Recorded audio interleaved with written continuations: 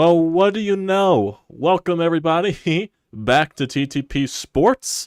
And the Sixers, they force Game 6. They survive. They force Game 6. After, honestly, I thought everything was set in stone just because that fourth quarter was atrocious. All the turnovers. Joel Embiid was playing like absolute crap today. He was brutal. He had 9 turnovers in this game, and if the Sixers lost, Joel Embiid played terrible. It was going to be all the same, basically everything that Embiid haters talk about Embiid, all the Sixers fans that want Embiid gone, all the narratives surrounding Joel Embiid, they would basically just all come to fruition and just all, come set in stone after tonight's game if the Sixers did lose, because he made a lot of bad plays, a lot of bad, just mistakes. He looked completely out of gas. He looked like he had nothing left. But thank the Lord for Tyrese Maxey. Tyrese Maxey was on a different level tonight. 46 points. 46 points.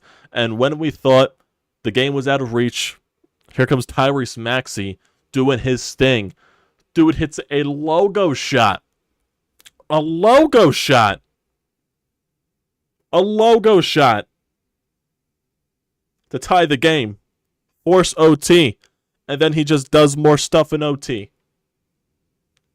You can't even describe it any better. Tyrese Maxey was just an absolute stud today. After I thought he had a pretty bad Game 4. I thought he was not good in Game 4. And he didn't step up when clearly someone needed to step up other than Joel Embiid, even though Joel Embiid did suck at the end of Game 4 as well when he had to play the entire thing. He basically had to play the entire game tonight as well, Joel Embiid, in fact, because once again, when you went to Paul Reed minutes, once again, when you had a lead and you fell apart because, the non-Joel Embiid minutes, you always fall apart because it's always just a death sentence. It just is. And then Joel Embiid has to come back. He has to play the entire third quarter. He gets a little bit of rest in the fourth quarter for like 2 seconds, maybe for one stoppage or something like that. Then he comes right back onto the court. And then, all the turnovers happen, all the missed buckets, the clank. I would say 95% of this game. 95% of this game was very bad for both sides, and in my honest opinion. It was really just Tyrese Maxey and Jalen Brunson. That was basically it for both sides because the offense was not going for either team. The Knicks had their spurts, the Sixers had their spurts, but really it was just clank, clank, clank, clank of the iron, clank of everything. Jesus Christ, it was just that bad of shooting. There were so many threes taken, so many missed threes. It was crazy. The Sixers...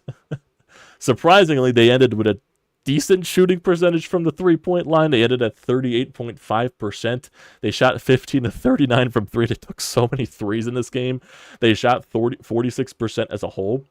The Knicks actually were worse from beyond the arc. They were only 27%. It felt like they were much better, but I guess that was just the Jalen Brunson effect there. But I thought the Sixers were way worse from beyond the arc. Like, holy hell, it was just like there were like I said, so many situations where it was just clank. Where it was just clank off the backboard, off the front of the rim, off the side of the rim, just nothing. Occasionally you'll get a couple of threes. Tobias Harris actually hit a few threes today. Tobias Harris actually hit a few open threes today. Call me shocked. Call every Sixers fan shocked. He actually had 19 points. Tobias Harris actually did something productive. Holy hell, I was not expecting that. It wasn't anything fantastic, but seriously, from what Tobias Harris has been giving us this entire series. You take 19 points and run to the bank with that. Like, seriously. And Joel Embiid, like I said, he was not good in tonight's game. Surprisingly, he was a plus 14 on the court. He was still positive in that front, but still, he was not good. He was only 7 of 19 from the field. 1 of 4 from 3. Did not go to the free-throw line that much. He had 16 rebounds. He had 10 assists, but like I said, he had 9 turnovers. He was doing some stuff defensively. He just wasn't there offensively. Had nothing left to give. Had nothing left. And yeah, there was a lot of stuff before the game. He was questionable. Same thing with Oubre with an illness. Embiid was dealing with migraines, and a lot of people are saying that is a symptom of Bell's palsy. So that's just something he has to deal with going through this condition. And it's crazy. It's crazy all the crap that this guy goes through. And even though I would have criticized him heavily today because you're healthy enough to play, you got to find a way to fight through it. And Joel Embiid did not fight through it tonight. He just looked like absolute crap. He did. Like there's no excuse for it. I understand you're playing on one leg. I understand you're playing with one eye. I understand you're dealing with migraine issues. I understand you're dealing with the Bell's palsy. You got to find a way to fight through it. You got to find a way to be productive, and Joel Embiid was just not there today. Thankfully for Tyrese Maxey, he was able to step up, and he was able to basically take over this game. That is a play right there from Tyrese Maxey, basically. It just was. And I thought there was a lot of situations where it could have costed you, because I believe there was 3 straight times where Tyrese Maxey went to the line and he missed 3 straight free throws. And I thought, oh, God, that's going to cost you. Oh, God, that's going to cost you. It almost did. It almost did. But thankfully, Tyrese Maxey hitting those threes late, especially in succession, just huge. Just huge.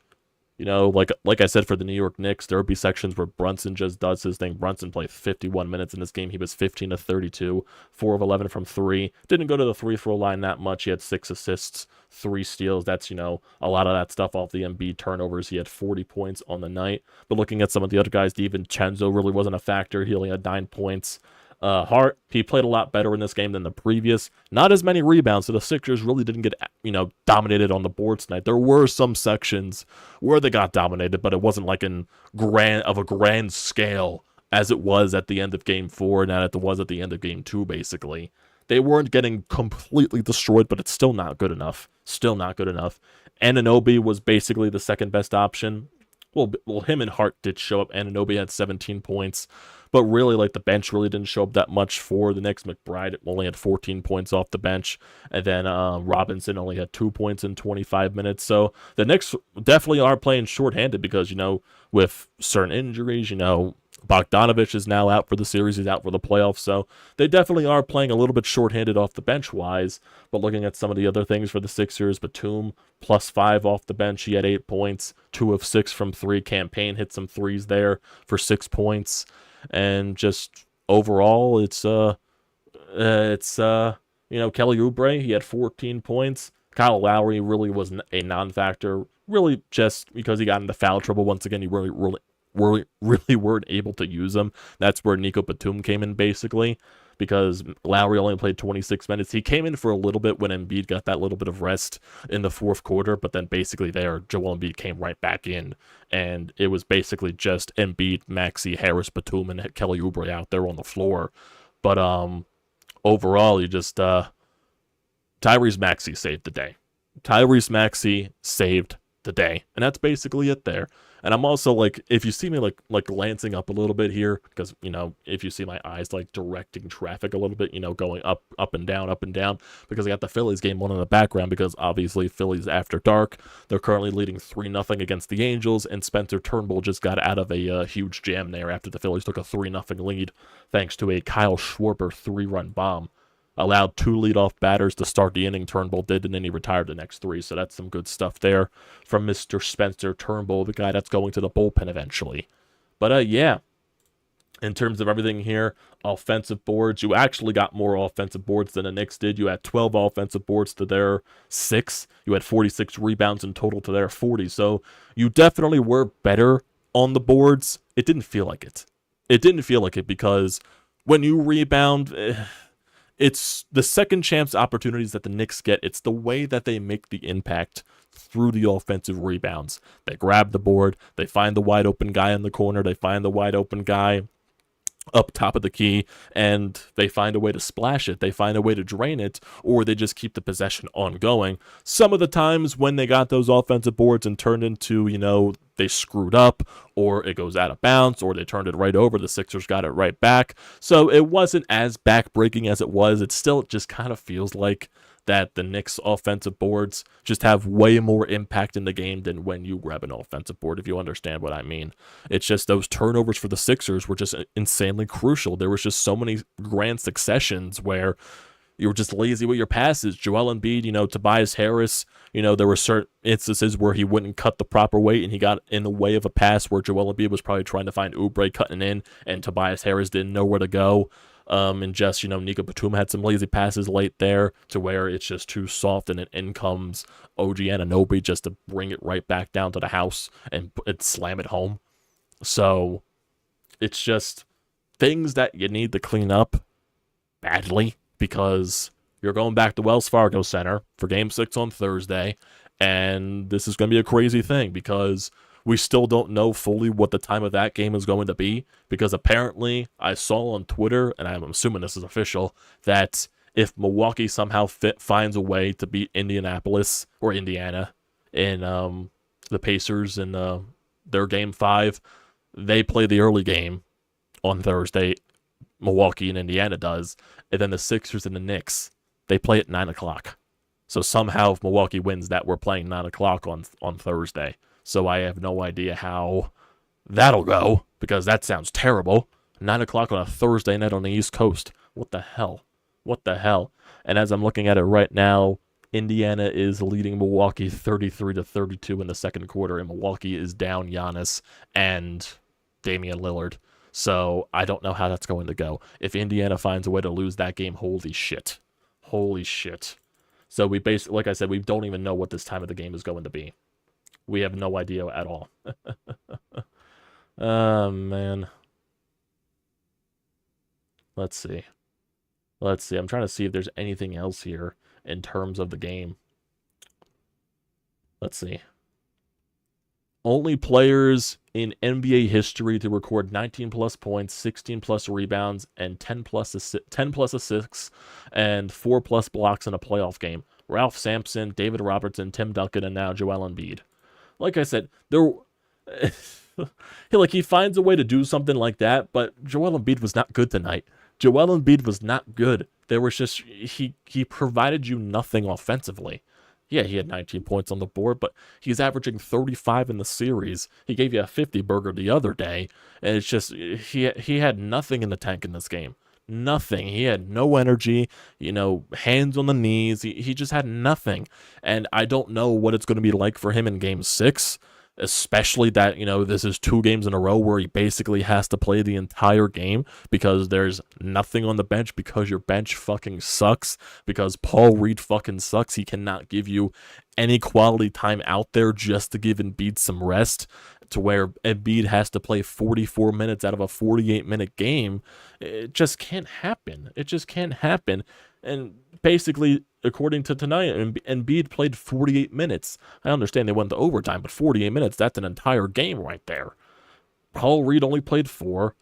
Kyle Lowry played 26, and I'm sure that's, combined when Embiid was off the court in that little, scenario in the fourth quarter. But it's just ugly. Ugly. And I'm assuming this is also why you're getting a game like this from Joel Embiid. But still, like I said, you got to find a way to fight through it. You got to find a way to be productive, because for as fantastic as Tyrese Maxey was today, and he was unreal. He was unreal. 46 points after all the crap that we gave him for Game 4 and all that stuff, for him really not putting his statement on this series. He definitely put a footnote on this series after this game, but really hasn't been able to showcase himself as the two-man behind Joel in this series at all. And Tyrese Maxey is not going to be putting up 40-plus in Game 6. You're going to have to get something out of Joel Embiid in Game 6. I don't know how he's going to find a way to get to that next gear. He's got to find a way to do it. He's got to find a way. Because if he provides this type of performance once again in Game 6 on your home court, oh, that's not going to be pretty. That's not going to be pretty, and especially when you go into the Wells Fargo Center, it's most likely going to be overrun by Knicks fans again. I just don't see another way possible happening. That's just how I see it. If Knicks fans were able to take over, games 3 and 4, basically, they're going to take over Game 6. They just are. They just are. No matter what people say on Twitter, Sixers fans, I want you down at the Wells Fargo Center. I want you to be there, cheer on your team, try to get them to force a Game 7. It's going to be Knicks fans central. It's what it's going to be. It's what it's going to be. I know I shat on Sixers fans after Game 4. What are you going to do? What are you going to do? Take it on the chin, basically, at the end of the day. We do this to a lot of other stadiums. We definitely do. But we're not used to this happening, basically. It never happens to the Eagles. There were instances when, Mets fans, Boston fans took over the ballpark for, the Phillies, when the Phillies definitely weren't their best. And it definitely doesn't happen as much as now, We did see Rangers fans take over the Wells Fargo Center during Flyers games, Devils fans and Islanders fans and all that stuff, so that still happens right now until the Flyers find a way to improve. But, you know, it's still like, if we pride ourselves with being one of the best, most passionate fan bases in the world, you still can't let that happen. You still can't let another fan base take over your arena. And yeah, it's up to Sixers fans to attend Game 6 and make sure Knicks fans don't have a presence felt. Even though I don't think that's going to be the case. That's just the way I see it right now. But they got to find a way. They got to find a way, and this Sixers team's got to find a way. Because like I said, if you get this performance tonight, if you get this performance on Thursday, like you got from Joel Embiid tonight, you're not going to win. You're just not going to win, because I don't see Tyrese Maxey putting up 40-plus points again. I just don't see it. I just don't see it, and that's not knocking Maxey at all. It's just, I know Jalen Brunson's put up back-to-back 40-point performances, so it is possible for a guy caliber of Tyrese Maxey. So it could happen, but I just don't see it as likely from just overall. You need a better performance from Joel Embiid. He cannot have 9 turnovers. He has to be efficient on the offensive side. He has to be crisp with his passing. The communication has to be there. Can't be lazy with things. You just got to find a way to get to that Knicks gear. You just do. And if you put a performance like tonight on Thursday, oh boy, you're going to get booed out of the building. Oh boy, all the narratives, like I said, that were probably going to happen tonight if you lost. All those narratives are going to circle right back in front of your face for another home court elimination. Because if you get eliminated on your home court again, oh boy. Oh boy. And I think Spencer Turnbull just gave up a home run. Yes, he did. It is a 3-1 Phillies lead currently. Oh boy. Oh boy. Do not let this be the series that the starting pitching struggles a little bit. Please do not let that be the case. Ay, ay, ay. Ay, ay, ay, to a 10-18 Angels squad coming into the series. You lost yesterday because Christopher Sanchez wasn't good, and your offense, after scoring 3 runs in the first inning, didn't really do anything the rest of the game. So, hopefully that's not the case for tonight. Spencer, I need you to settle down a little bit here, buddy. I need you to settle down here. So, yeah. Gotta be better. Just gotta be better overall. That's basically it. Tyrese Maxey stole the show today. Got to be better, man. Joel Embiid needs to be better. Joel Embiid needs to be better because it was a stinker. It was an absolute shit show from him. And like I said many times, I know I'm going to keep repeating this, but seriously, he cannot repeat that performance on Thursday because you are going to lose if that happens.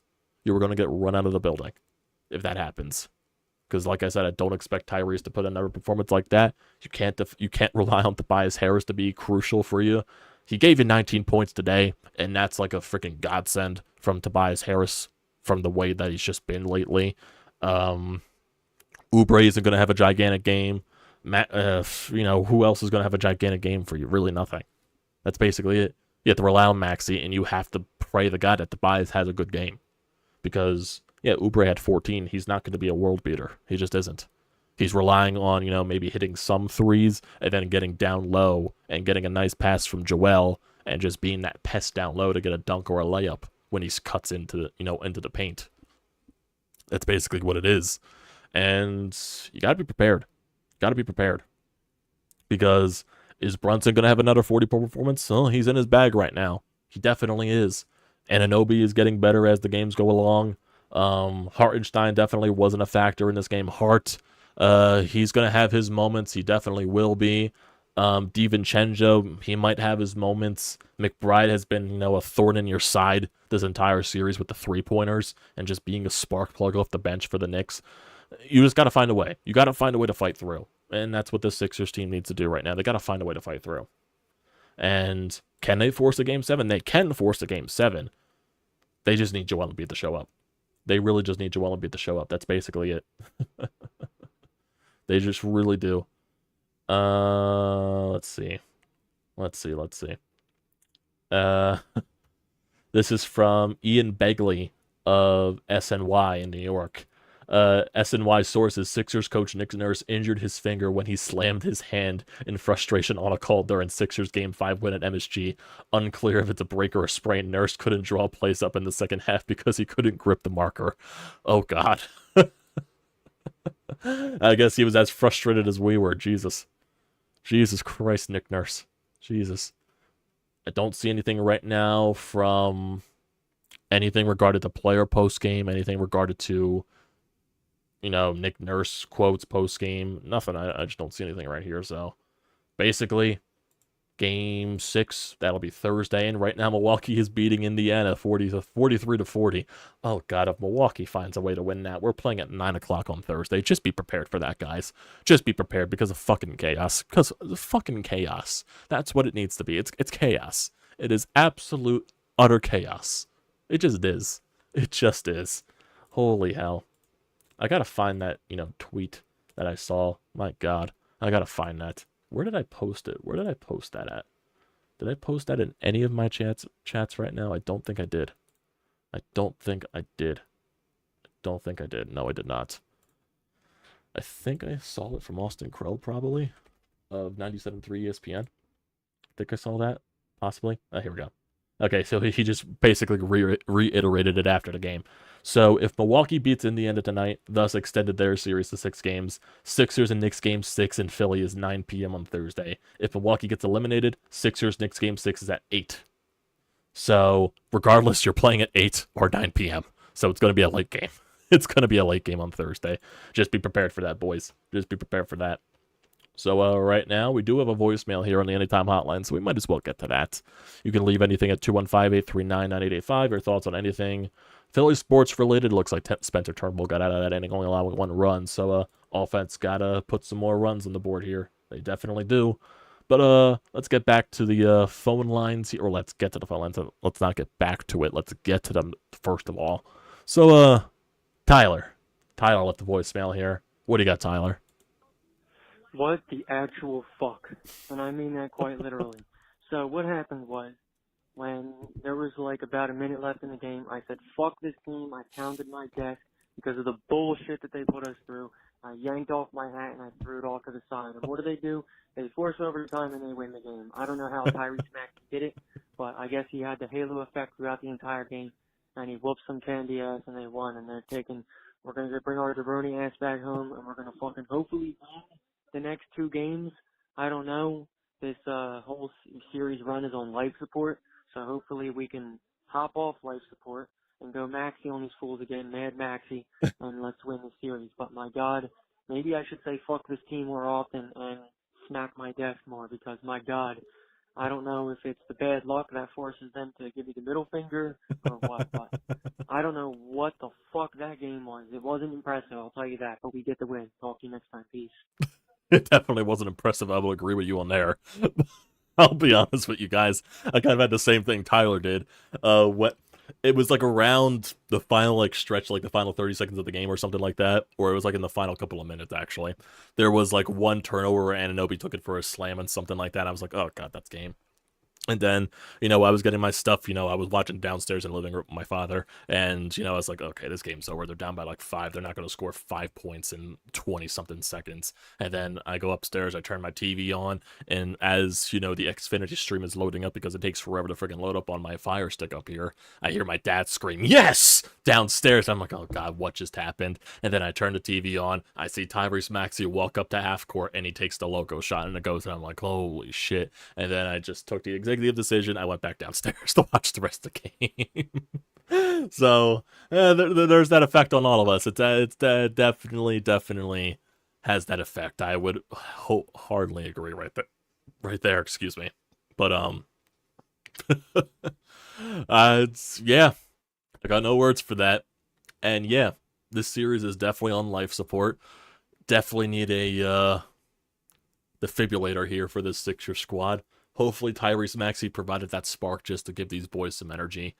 But Joel Embiid basically 2 games in a row has had to play the entire game because Paul Reed cannot give you anything quality off the bench.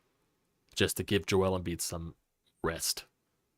I don't know what Joel Embiid is going to look like on Thursday. You already know there's going to be some questionable things here, of course, with all these players.